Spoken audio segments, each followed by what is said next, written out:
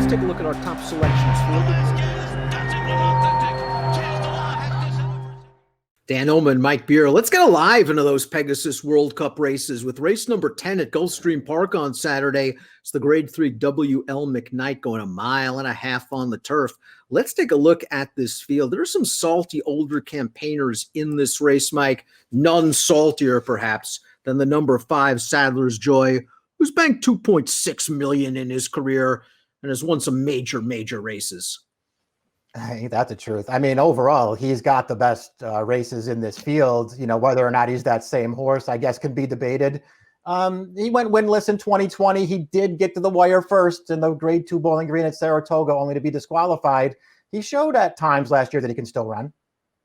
I even think he ran in the Red Smith last time out. He was far back as he usually is. He was running at the end of that race. There was some pace, but in between horses, he was firing on late. But that's the story with Sadler's Joy, isn't it? He's a one-run closer. He needs pace, and he needs a little bit of luck. We take a look at the Timeform U.S. pace projector. The one Doswell figures to show some speed. I have no idea what we'll get from the 3 Miranake moving back to turf. Mike, I have a feeling that we're going to see speed, though, however, from the number 7 Tide of the Sea, who just didn't break last time out in the Fort Lauderdale. They want him closer, don't they?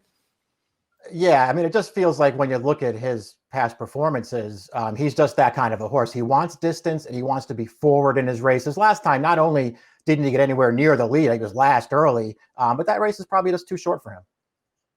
Doswell ran well in his first 2 starts for Barclay Tag, and then he ran well in the Grade 2 Fort Lauderdale. This race, his first try against stakes competition. I thought for the most part, Junior Alvarado gave Doswell a good trip, saving ground in behind the lead. Maybe it just steady a little bit off heels turning into the stretch, but we watched Doswell. He fires down towards the inside behind Largent, who's a major contender in the Pegasus World Cup. Now we'll see if he stretches out. I think he'll get the 12.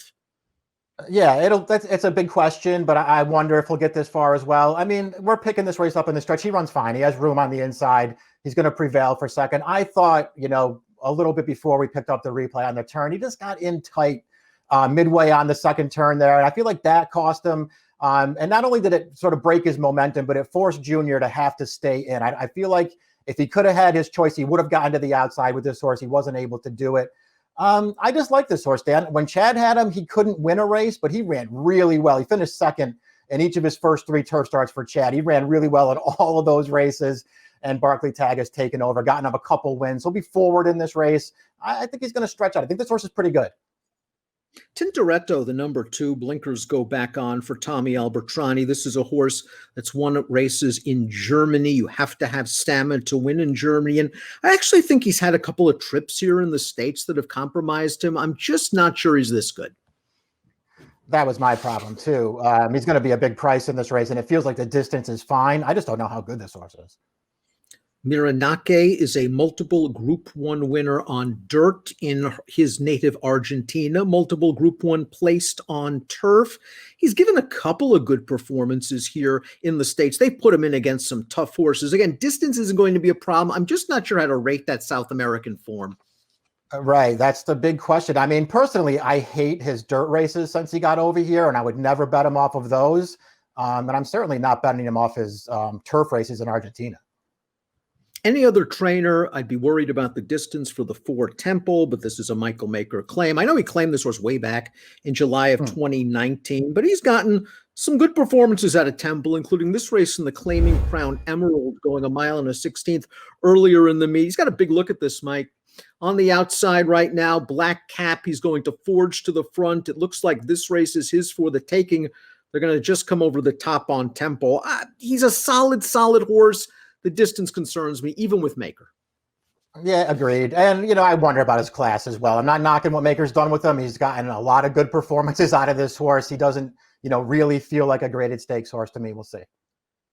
And Sadler's Joy, you mentioned last year, he went winless, even though he finished first in the Bowling Green. But I thought he ran fine in the Joe Hirsch Turf Classic. I thought he ran fine in the Red Smith. I still think he can run. And if he can run, you know he's going to make his presence felt late.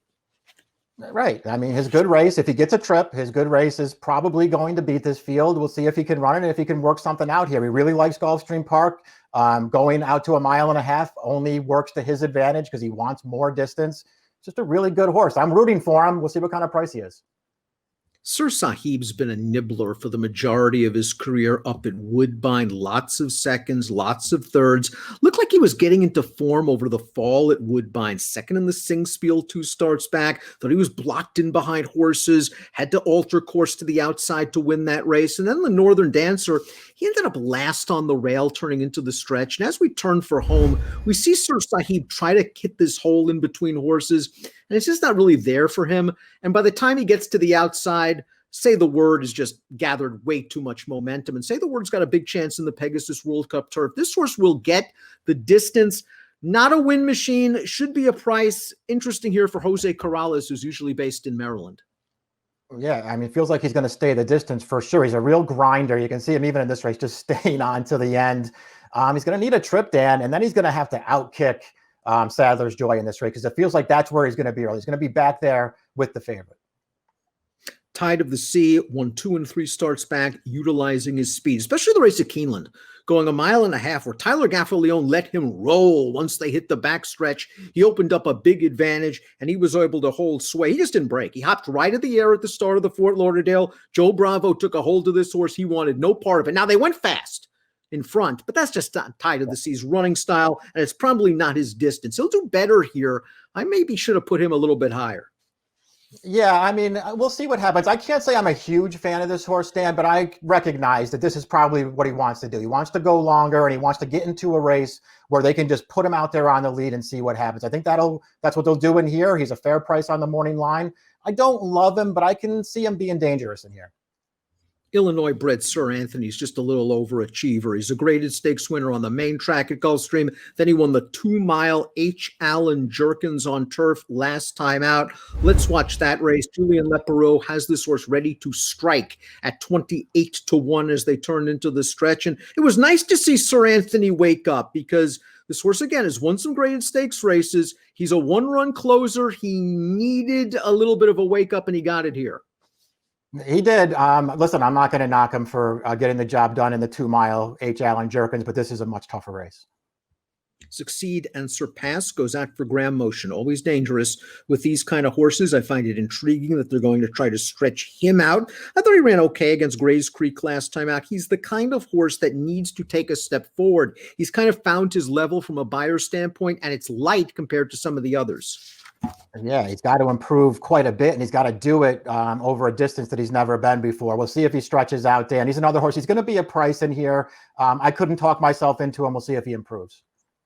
I'm a big fan of Clear Vision, the 10 at a big price. I wanted to give him a chance at 38-1 in the Allen Jerkins. I was surprised how far back he is. I guess that's just the way he's going to run now. And I also think he's found a spot that might be a bit tough for him.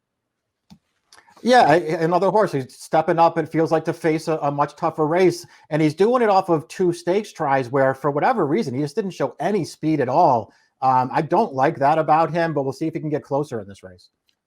Channel Cat, the number 11. I would usually say this post position is terrible. I want nothing to do with him from post 11. This is a horse that in every single race I've seen him run, and correct me if I'm wrong, he always gets stopped inside and behind horses. There's always traffic. There's always problems for Channel Cat. Maybe he just needs to be outside of horses because he has ability.